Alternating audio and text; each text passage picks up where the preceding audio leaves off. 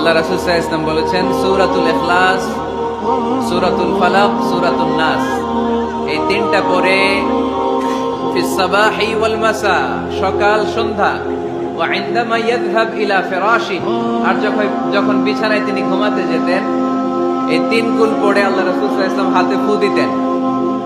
আর ওই ফু দেয়া হাতটা মাথা থেকে মুছতে মুছতে পা পর্যন্ত মুছতেন। It's a protection from a lord, এটা আমাদের রবের পক্ষ থেকে একটা protection.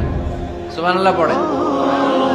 We should take this protection every day at morning and evening.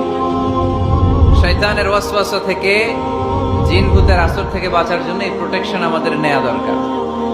আমাদের আদরের কচি কাঁচা সোনামণিরা যারা আছে, তাদেরকেও, বাচ্চাদেরকেও জিন ভূত ডিস্টার্ব করে কি করে না? করে। আমরা তাদেরকেও এগুলো শিখাইয়া দিব। এগুলোকে বলে আর রুকিয়া আল ইসলামিয়া, ইসলামী রুকিয়া।